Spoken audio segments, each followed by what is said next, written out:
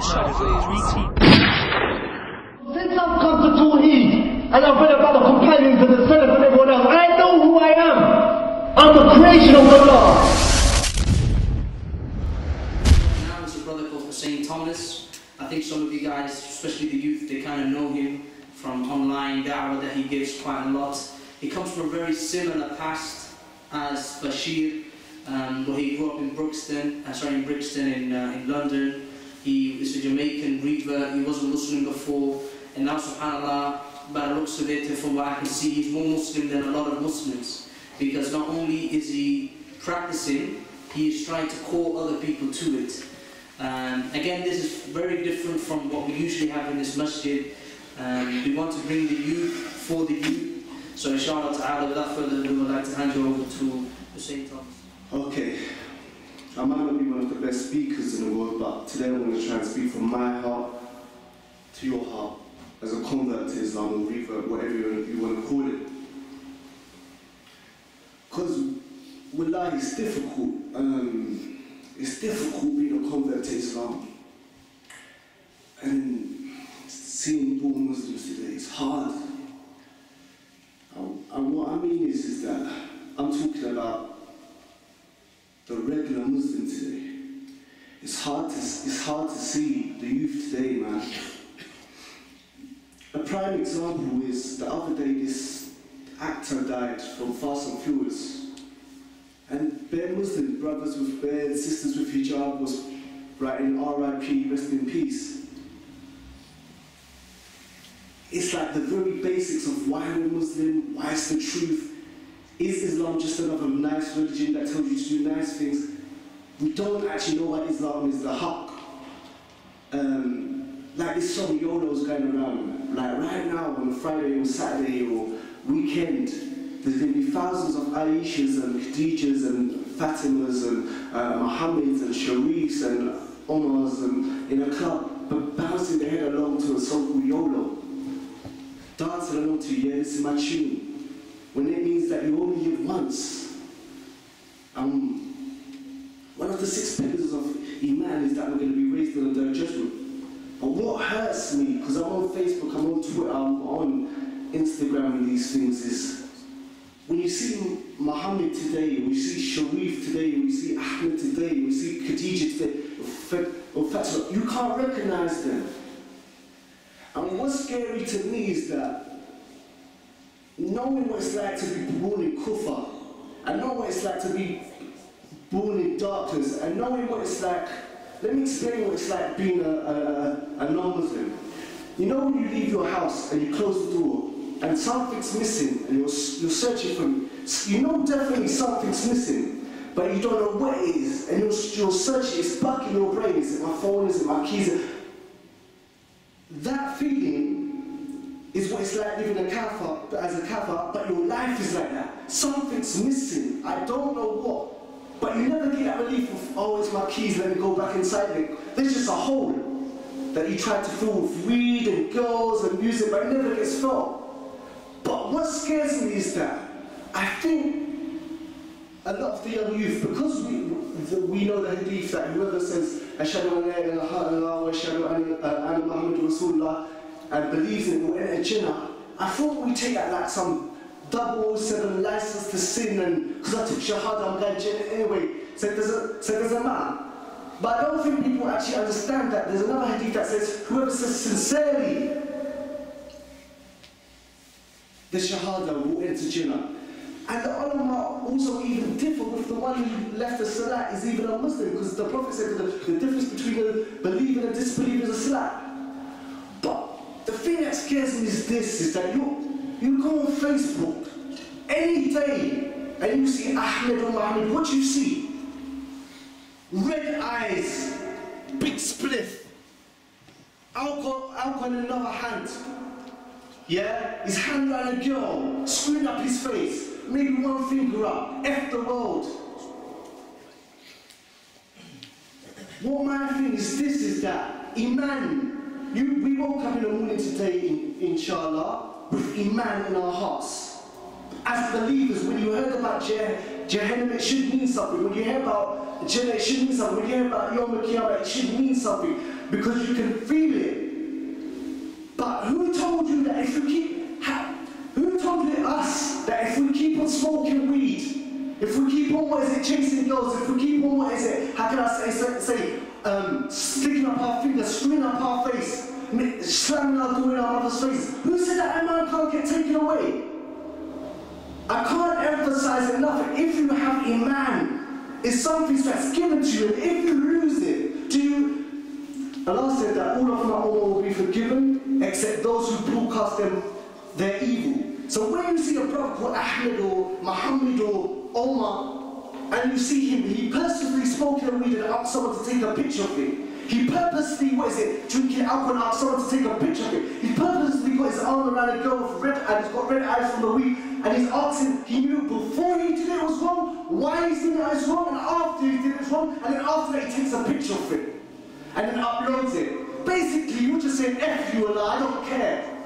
I know smoking weed is haram, I know showing my eyes red is haram, I know drinking alcohol is haram, I know putting my arm around a girl is haram, I know that, sticking my fingers haram, but I'm not only gonna do it, I'm gonna upload it to millions of people to show you I'm a Muslim, but I don't give a damn what about Allah said is haram. And some people, they got hundreds of pictures of them doing this, sticking their finger up, red eyes, screw face, F the world. Maybe you know something I don't. But if you think you can keep on doing that and Allah will leave Iman in your heart, then we don't believe in luck and stuff, but keep on doing it. Because I don't think people understand about Jahannam. I don't think people understand about Jahannam. You see, if you leave this life without Iman, it's not pain and misery for a week, for a year, for a million years, or a trillion years. It's pain and anguish for eternity. And when we think about, I don't know if you got cramp or when you bite your tongue, when someone could open the door, put your hand in the hinge and slam the door closed. The worst pain you've got to understand, Allah created comfort, Allah created ease, Allah created smooth, tranquility and peace of mind. When Allah removes these luxuries from your body, and the creation of the sun, and the moon, and the stars, and when you watch them planet, the planets of the programs of the universe, and you see, how can I say, all the planets moving around and this, that, and the other. When that being wants you to be punished, and it wants you to be in pain, and it wants you to be in agony, when Allah gives up hope on you, and sends the angels towards you to punish you, there's nothing you can do. There's nothing you can do. And what my friends, when I see these young Muslim boys with the weed and the screw face and the one finger up and this, that, and the other is that, you've been doing this for a while now. How do you know you're not going to wake up tomorrow without Iman in your heart? The reality of this situation is this, is that there's paradise and there's hellfire. We can't handle hellfire. And everyone is thinking, somehow I'm just going to beg Allah with their judgment and I'm going to avoid it. And it's other people that are going to go to Jahannam. But the reality of the situation is that some of us are going to go there. So my whole point is there's a mold of how you get to Jannah, how you avoid the hellfire.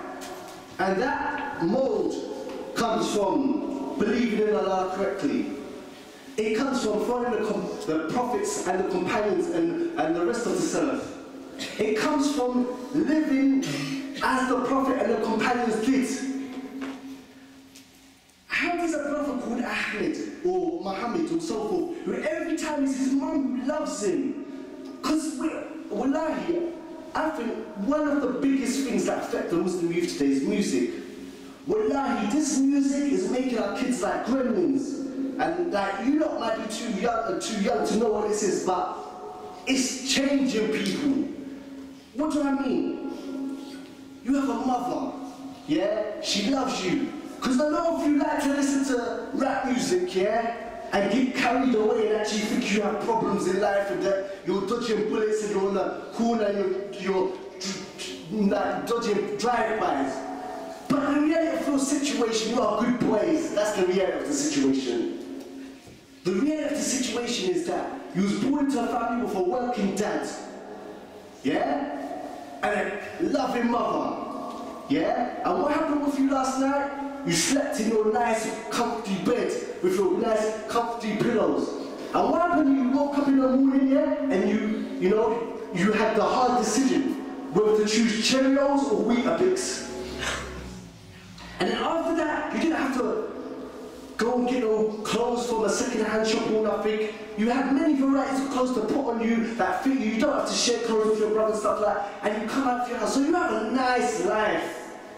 As the last says, how many of my favours will you deny?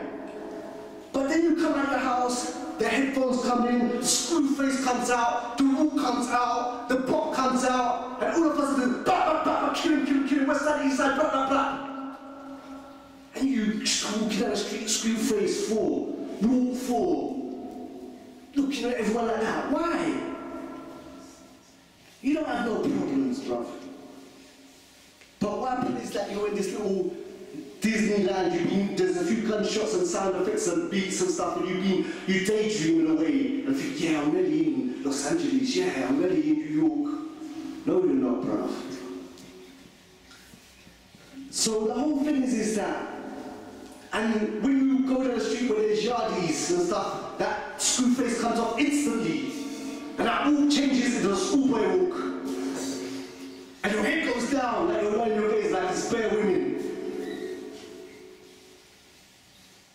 And while you're walking, you fart because you're so nervous. And you're thinking, this 5 meters seems like so long. Well, yeah, anyway, come here. You start to run. But the reality is that the sad thing about this is that you have this guy that comes who, I come from a Jamaican family. I grew up in Battersea, I'm around Brixton, I'm around Peckham, these areas. Go down to the estates where we live. And you ask 10 kids hanging out by the bus to the council estate, whoa, excuse me, do you know your father? No. Do you know your father? No. We don't know who our fathers are.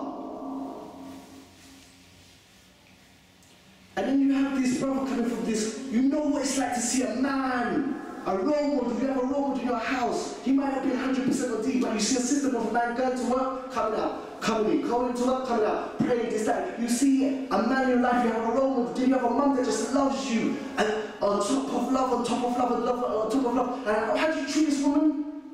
Who gives you food, who gives you clothes, who loves you more than you love yourself? Shut your mouth, mum.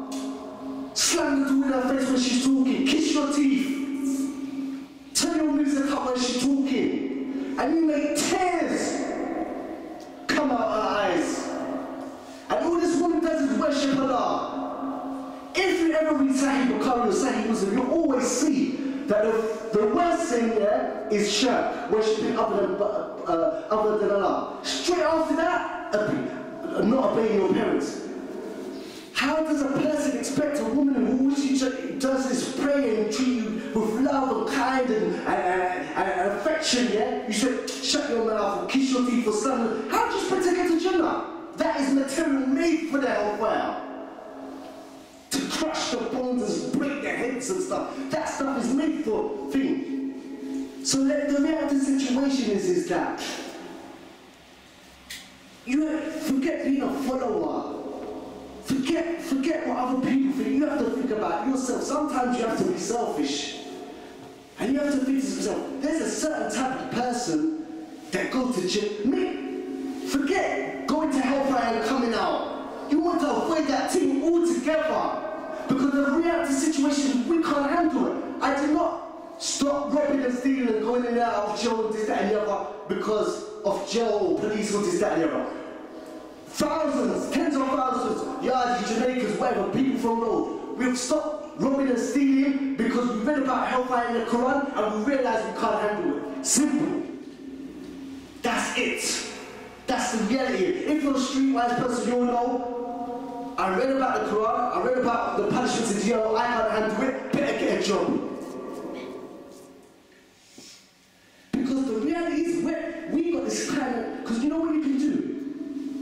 And when I was a new Muslim, I fed off these myself. You try and fool yourself. You think if I avoid Islamic people, I avoid the masjid, I avoid Islamic lectures, and I fill my head with music and movies, just because I don't hear about hellfire, it stops existing. No, it don't stop existing. It's like you get bills through the post. Yeah?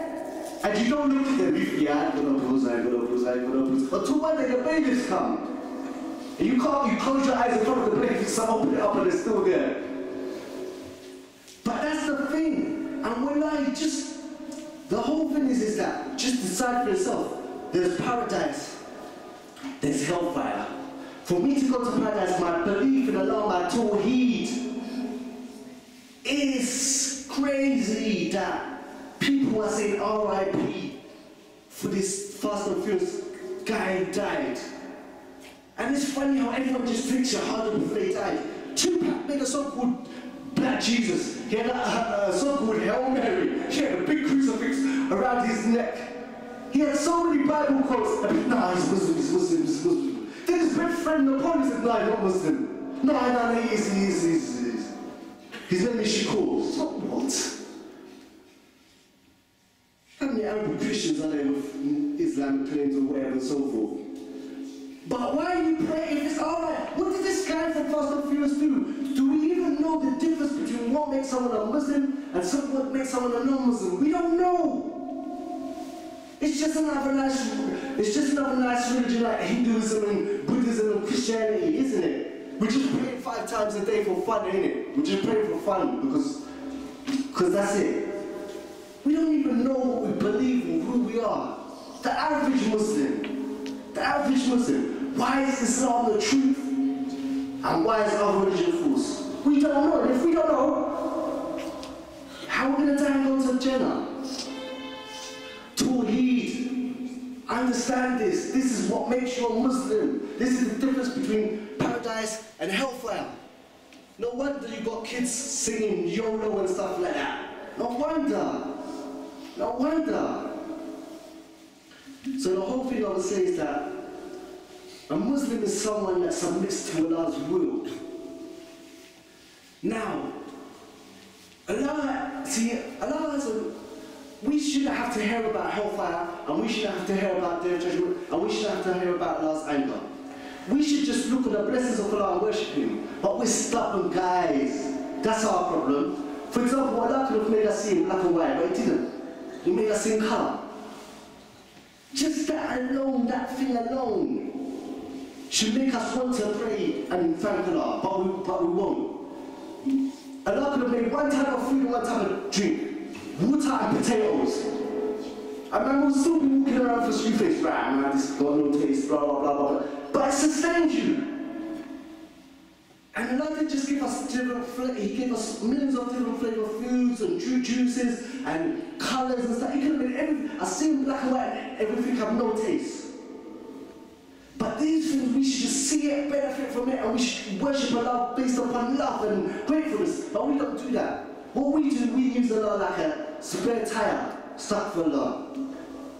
We basically live our life, do whatever we want to do whatever we want to do, and then what happens is that when man's kind of, when we spoke wrongly to the wrong person on Twitter or Facebook or whatever it was, and this, that, and the other, and he's after us, and his mans are after us, then we start praying, and this, that, and the other, come back to masjid, this, that, and the other, become a pious person, and this, that, and the other. As soon as we get out of that fitna, then we go back to being rude again. We only use Allah when we've got exams, or so basically it's like, that's our relationship with Allah.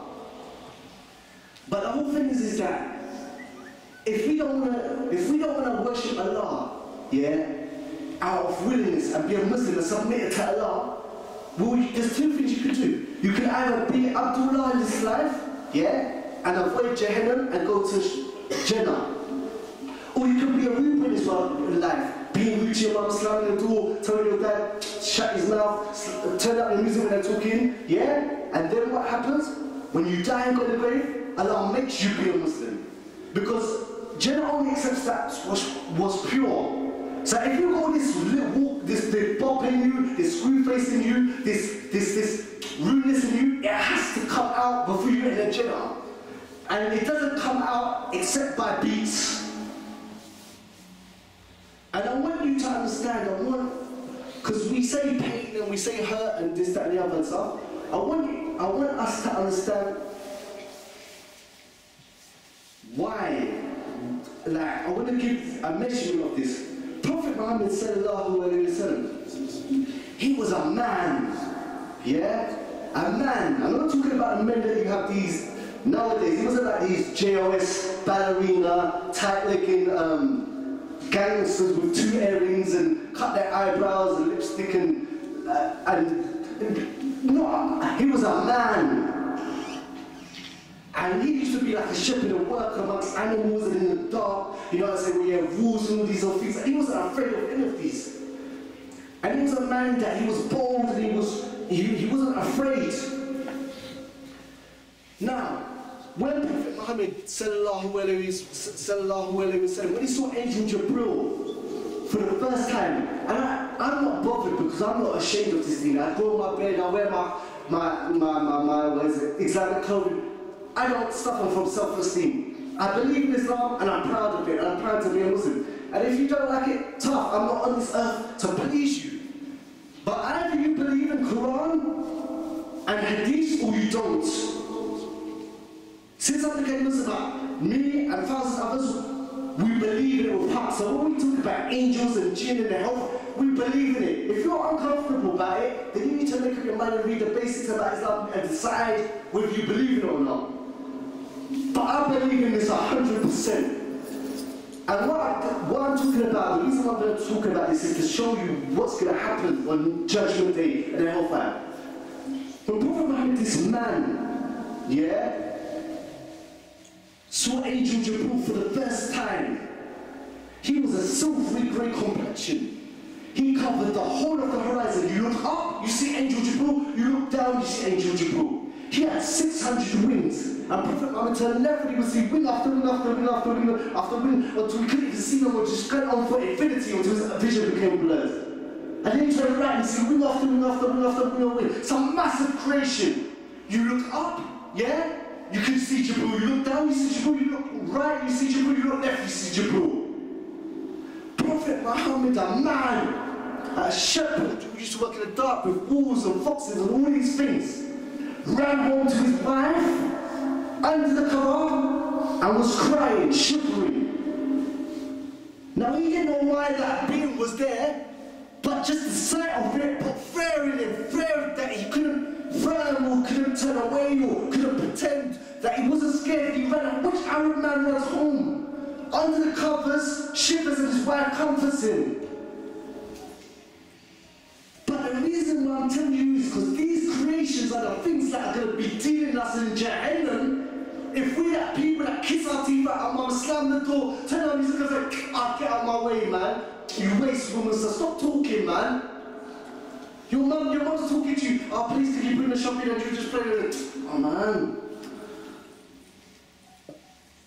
So when Jahannam is like a dustbin for Muslims, for us if we don't act correct and if we're not Muslims in this life out of free will, because Allah will keep on giving you your eyesight, keep on giving your hearing, keep giving your breathing, and still give your senses, and you could be rude to your mum for 50 years, 40 years, 20 years, kissing your teeth every day, slamming the door, making tears come out of her eyes, making her hair turn grey, because she worries about you extensively, and you can do it forever.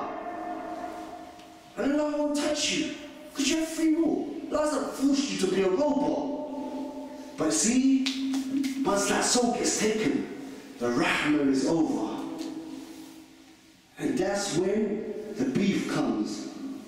And it's a one-sided thing. Because we are tiny creations of Allah. So the whole thing is at the end of the day is that when them angels are sent you in hellfire, because in hellfire you're blind as well. You're blind and you cry blood. And the thing about in Jahannam, you think you're there by yourself.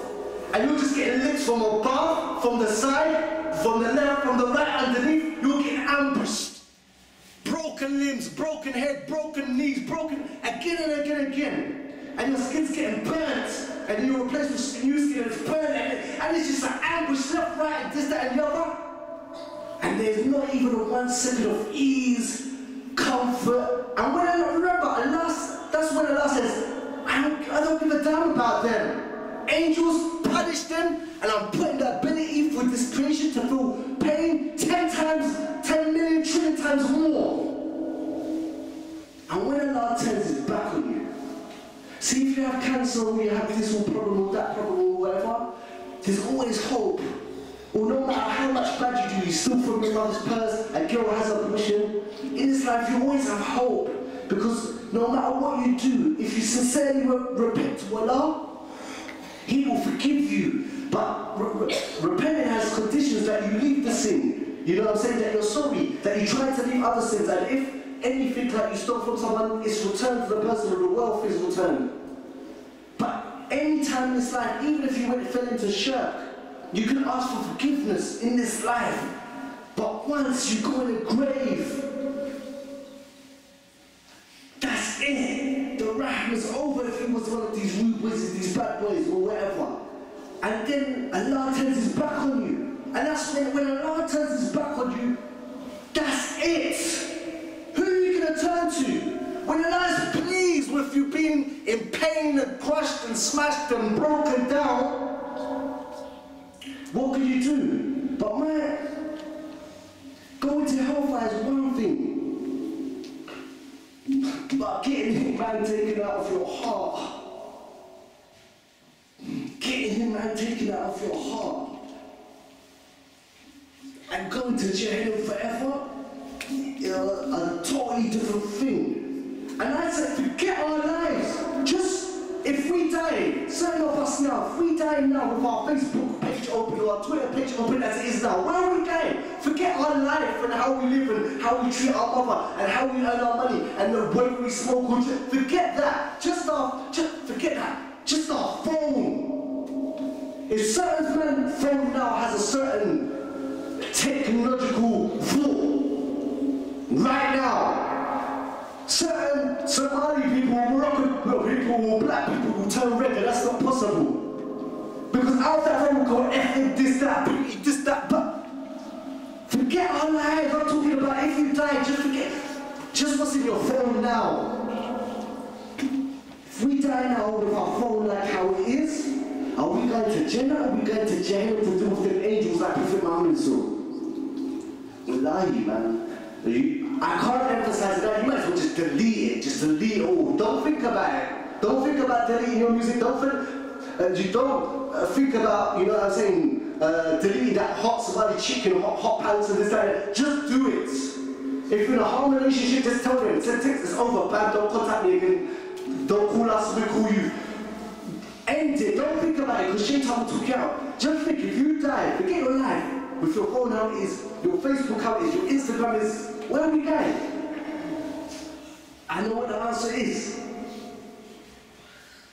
And all you have to come, I can't make you care. I ain't no professional speaker with this, that, and that. All you have to do is ask yourself, do you really believe in Jannah? And do you really believe in hellfire? Do you, yes or no? Once you decide yes or do, then it's simple. Waste man's please decide, leave me alone. Leave me alone, leave me alone. I may not be the smartest person, but I'm not going to be hanging around on the couch and staying with you guys, smoking weed, listening to some rapper brag about how much money you got and how many girls you slept with compared to me. I ain't got time for you. You have to be a man, you have to take control of yourself. Because trust me, at the end of the day, you only need to care about yourself. And what I would just say is that, listen, forget the music, man, forget the music. It's turning you into someone who you're not. And the problem is that this is what happens. See, a lot of us, right now, right this second now, all over the world, there's Muhammad, there's Sharif, there's Ahmed, right now. They're just being told by the judge, you're going to jail and you ain't ever coming out. Why? Because Ahmed Mo or whatever, he was hanging around with his friends. Some Muslims not practicing some kafar, and whatever they decided to do is smash and grab. Go up to a jewelry shop, smash it, open, take the jewels in that. But what happened is that one of the middle-aged women that was working there tried to stop them. And one of the guys licked her down, she fell over, she had a stroke, she's dead. You didn't hear her, but you was there. Now you guys, you're doing life in jail. But the problem is not that. If we went to that Ahmed or Sharif or Muhammad or whatever, a week before, a month before, and tried to advise him about deen and practicing and your friends that, move from you waste man with your own bed. Because we just think that I know everything. Like, my name's Abdul, I'm only 15, 16, 17, 19, 21, but I've got this dunya figured out. I've got this matrix thing, I've got it worked out. Everyone else who's older than me, they just dropped out of the sky at 40, 50, 30. They've never been in trouble, they've never been young before. I've got all of this stuff figured out. Everyone else is going to go to jail apart from me. Everyone else from me is going to get stuff from me. Everyone else is going to get beaten apart from me because I'm the man. I just know everything. But you ask the brothers, how many of you have been held up by someone slapped up and man put his hands in your pockets? Me. How many of you have to walk around this way, long way around when you see a group of boys? Me. How many of you got your phone taken off? Me. But no, I still after it happens 4 times, I still know, I know what, this time I'm gonna do it. I know what I'm doing.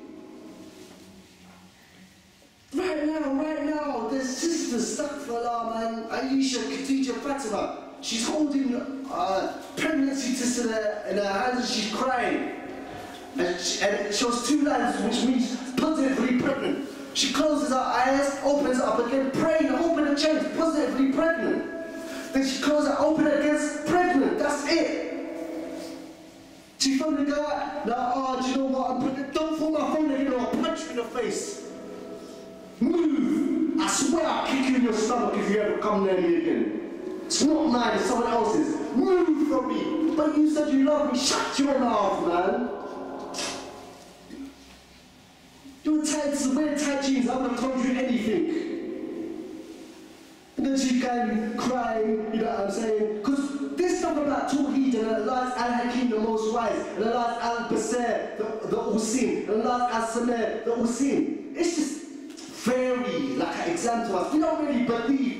When Allah says that raving and smoking, all this stuff is mashed up and it's wrong, and don't even go near it because you're gonna end up mashed up, yeah? It's like, yeah, I believe Allah's the Most Wise, I believe Allah knows everything, but, you know, I'm just going to do my own thing, you know what I'm saying? I can avoid all the hardship. And this sister, she told, wear jilbab, don't mix with boys, this, that and the other, you know what I'm saying? Stay away from zina. But she got some gel in her hair and tight clothes and people try to start thinking, how I'm special. Come on, man. And what happens is that when she gets pregnant, and then the guy dashes away, and she's got bogey coming out of her neck, she's on a park bench somewhere, bogey's coming out of her nose, and she looks like the Ronald McDonald clown and Joker, and got Blanca's hair and this, that and the other, and she's crying because she's pregnant, and the guy's chucked her away. Then it's like, oh yeah, Allah's Al-Hakim, Allah's Al-Hakim, Allah's Al-Hakim. But that's the reality, things are not made haram to harm us, it's to protect us from harm. That's the whole thing. But the message I'm trying to get through to you guys today basically is that Allah's blessed you. Alhamdulillah, to be born into Muslim families. Why spend all of your life in this life now trying to be a bad man just on Judgment Day to cry your eyes out and deny it? It doesn't make sense. Be who you are. The brothers, like I said, from Brixton or Stockwell or Peckham or Holloway or Handsworth, wherever, the brothers who just do how they are, they can go wherever they want, walking for, wherever they want, and the hard street where the drug dealers or anyone, no one troubles them. Because people see him and says, I respect that man, he stands for something, he's being who he is. But when you try to be a Yardie Somali, a Moroccan Yardie, or whatever, it just don't look right. it just don't look right, and people can see through it. You see what I'm saying? It's like when this somebody goes trying to do her hair up and this and walk down the street and this, that, and the other. This guy just sees and thinks it's going to take me about a couple of weeks and I'm going to smash that and dash it. Oh, he told me he loved me. He calls me. He said, get out of my face, man. So the whole thing is that just be yourself. You're a Muslim and submit. You cannot be, there's no such thing as a Muslim rude boy. There's no such thing as a Muslim gangster, a Muslim bad boy. Bad boys are crushed. There's a place that crushes bad boys. It's called hellfire. That's it. If you're a bad boy, you go to hellfire. Simple. If you're a good boy, you're a Muslim, you go to Jannah. That's it. It's not hard to work out. So the whole thing is that, inshallah, I'm sure you all, not everybody on deen is dead and boring. There must be brothers that you know that are practicing that you can be around you. You can be around. They're not going to judge you. They're not going to look down on you. They're not going to start hanging with them. I'm not saying cut off everyone immediately, but what you have to start doing, you have to start listening to Islamic things. You have to spend some time, come to the masjid. You have to have some kind of Islamic influence in your life, because you know what happens? Shaitan's not done. Shaitan doesn't come to a brother who's praying 5 times a day, yeah, who's on deen and got beard and everything and say, go out there and rob a bank. Shaitan doesn't say that. Shaitan don't come up to a sister in the car, or Jilbab, or Kimar, or whatever, and say, go and sleep with this guy. He doesn't do that. Shaitan's not dumb. What Shaitan does is he makes us find one prayer boring, yeah, and then another prayer boring, and then what happens, we start praying late, and then all of a sudden we start slowly, like, missing a prayer. We don't learn what we're reciting. So what happens, prayer becomes like a burden. See, the Sahaba, the Prophet, the Sahaba, the Salaf, they used to pray when they had problems and used to get happy. We see prayer as a problem. So what Shaitan does is that he makes us memorize rules. We don't know what we're saying. We could be reading Spanish, Italian. It doesn't matter because we don't know what we're reciting. So prayer becomes boring. Then you start missing one, this, that. And what happens? You don't realize it, but when you stop praying, everything becomes a minor. See, prayer makes you feel guilty. You can't have, it's impossible to pray 5 times a day, yeah, and listen to music. You can't do both. You can't pray Fajr and F this, that, blah, blah, blah, gunshot, this, that, this, that. It doesn't work. One's going to give way, the music or the prayer. Same thing, you can't have a girlfriend and be praying 5 times a day. Talking haram, I'll go and pray. Then you finish, trying to talk haram with you, you feel bad, you're not talking, what's wrong with you? It doesn't work. One's going to give way. But if the prayer gives way, or you give way to the prayer, then what happens is this. Slowly, everything becomes a minor. Swearing becomes a minor, looking at girls becomes a minor, touching girls becomes a minor, hanging out with girls becomes a minor, zina becomes a minor, smoking weed becomes. That's how you get that guy on Facebook with the red eyes, the big split, the sticking the one finger up. No prayer. And before you know it, you just feel like a big contradiction. And what's happening slowly, you're drifting into hellfire, but you don't realize it. Because you've got no guilt, you've got no remorse, because you don't pray, there's nothing that makes you feel sorry. And when nothing makes you feel sorry, slowly,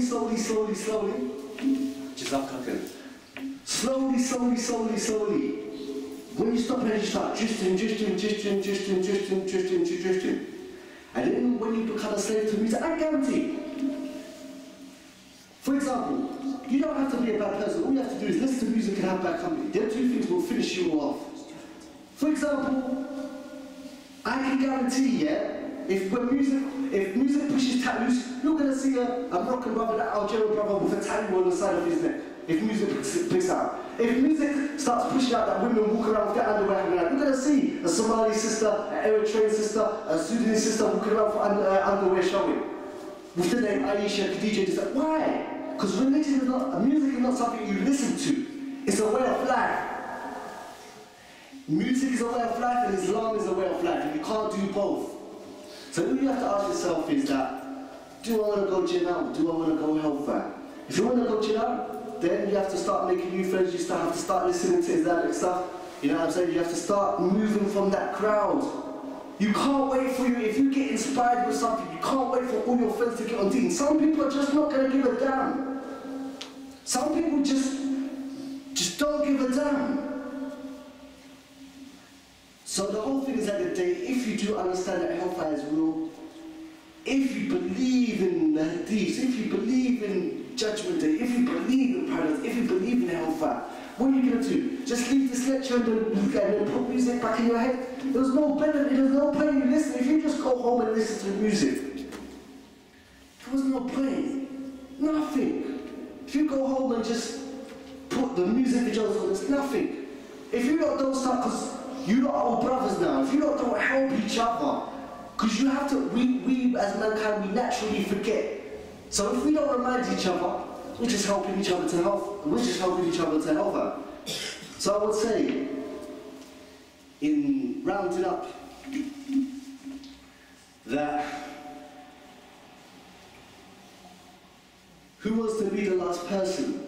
When the last person is taken out of Jahannam and the gates are closed, who wants to still be in there? Not me, and I'm sure not you. But the whole thing is, we all sin. But the problem is this. Someone got something they want to say, because they can have the mic. The point is this. We all sin. But the Prophet said, sallallahu alayhi wa sallam, that all of my ummah will be forgiven, yeah? Except those who broadcast their evils. So if you struggle with music, if you struggle with alcohol, if you struggle with, I don't know, whatever it is, music, then keep your sins between you and Allah and ask Allah to take this fitna away from you. Because there's a different person who sins, who's sorry about and ashamed, and there's a difference between a person who sins and shows the whole world. Because you can't do both.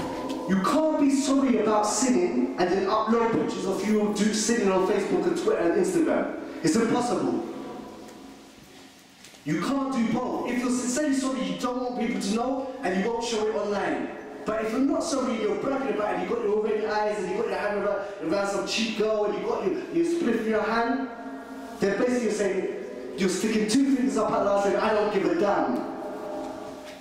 Most of us are not like that. If you're not like that, then inshallah, don't, even if you listen to music, and you're trying to get out, you fight it, you might fall back into it, you fight it, don't post it on Facebook.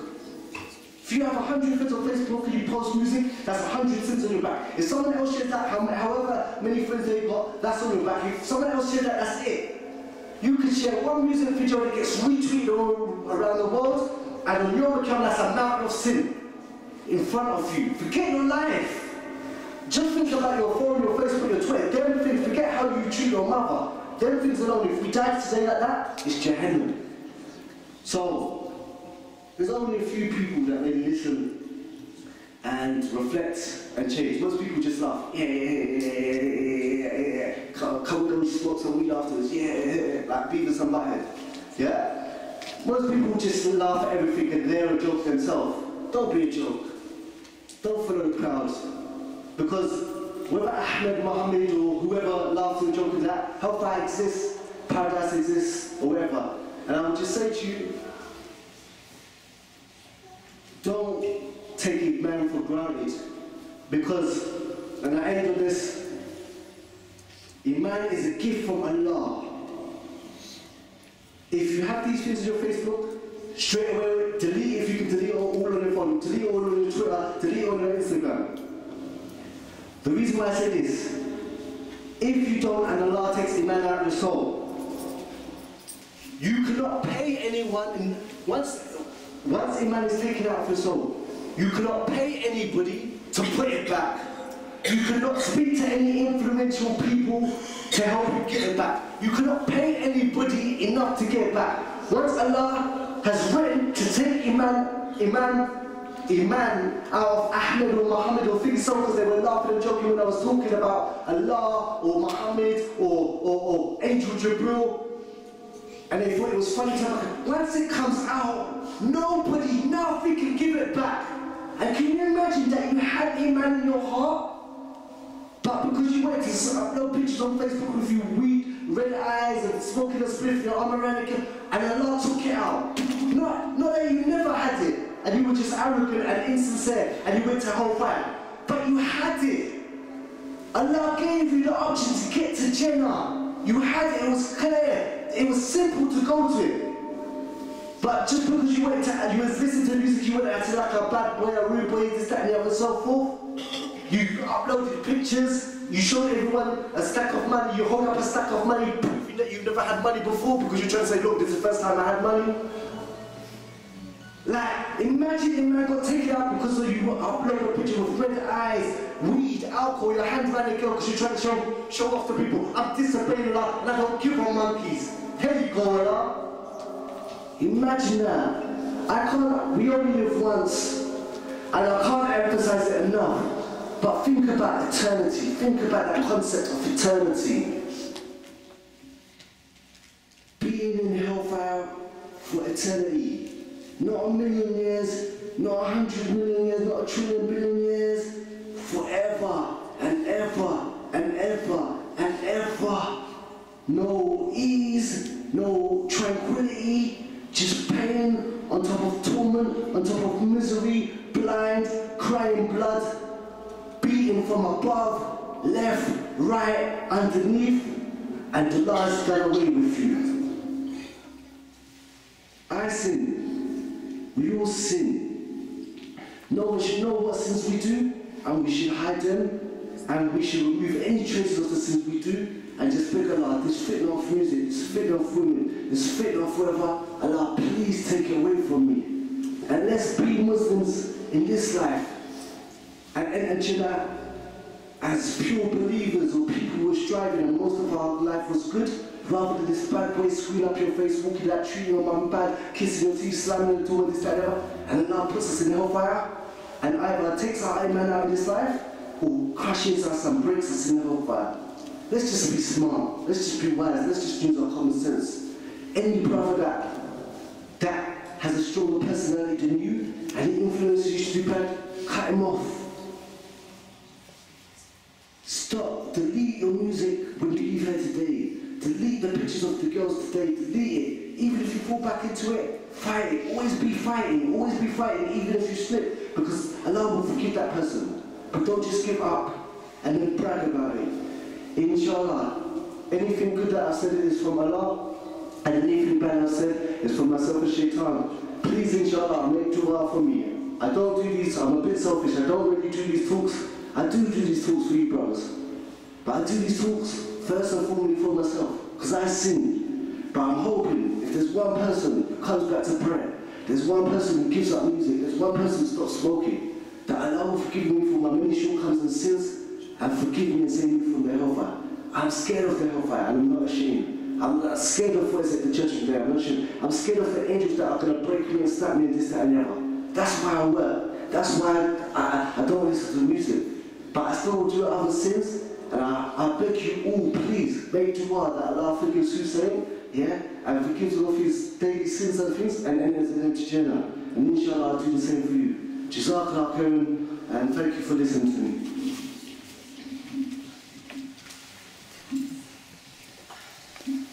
Assalamu alaikum. Oh, he's already gone. I was going to say any questions, but I just want to apologise to the sisters. We got the questions from them. Jazakumullahu khairan. The Sheikh is here every day because some of the questions that I was asking is more something that the Sheikh should answer, and other brothers who came, because we also have to refer to the people of knowledge, and that's the methodology, inshallah ta'ala, that we try to adhere in this masjid. I know today the event is completely different from what we normally used to. This is purely because this is focused and based for the youth. We're really trying to capture the youth, which many adults, maybe they are blind to it or they don't know, alhamdulillah, but many of us shabab, they do lead double lives. And I know what it's like to lead a double life, but many of us, many of the young ones, they lead a double life, and many of us, we don't know about it. Hence why we brought two people, alhamdulillah ta'ala, who have lived that life before Islam, and now alhamdulillah they are trying to be the best Muslims that they potentially could be. So we want to ask Allah subhanahu wa ta'ala to reward them immensely and to continue guide them and to make things easy for them. So just to reiterate, say Ameen. And also us, the young ones, inshallah ta'ala, ask Allah to place them firm upon this religion, not half, firm. Because some of the young ones, I'm always surprised, they know more Quran than me, some of them. It's ajib, they know more Quran than some of us, adults. They know more Quran than us. There's a few youth in here, they know the whole Quran. Many of us, we don't know the Quran, but they memorized the whole Quran. They went through the painstaking task of spending 2-3 years every day just reading. And as adults, me especially, I see some of the brothers, mashallah, I see them reading, the adults, after Fajr or after the Salah, they spend 10-15 minutes reading and then we go. No. These youths, every day they're at the madrasa, they're reading, they're memorizing. They've done that biggest job, task that me and you have never were able to do. And then you see them listening to music at the same time. Isn't that amazing? Everything that the youth, what you guys have, which is the youth, which is the brain capacity and the memory capacity, you guys have time. You have no responsibility. Nothing is bothering you. You go home, food is there for you. So we just want to really try and touch you guys and tell you, look, some of us, we've made mistakes. Don't make those mistakes. Otherwise, what's the point? You're going to go through the same mistakes and they're going to tell your kids, hey, don't listen to music, but I'm going to do what I want. And then they make their mistakes and they see that life and they have to tell their kids. So inshallah ta'ala, us, we should try to advise these youth and to help them, inshallah ta'ala. Hence why we put this program together. What's going to happen now, inshallah, we're going to have a break. Alhamdulillah, we have some pizzas coming. They're going to be here in the next, I think, 5 minutes. They're just being brought over from across the road. They're going to be at the back, inshallah ta'ala. So enjoy the pizzas, and then after 30 minutes, inshallah, we're going to resume with a final talk, inshallah ta'ala. Like I said, if anyone does need dropping off, try and approach me and tell me where exactly I need to go so we can group people. Jazakumullahu khairan. Assalamu alaikum wa rahmatullahi.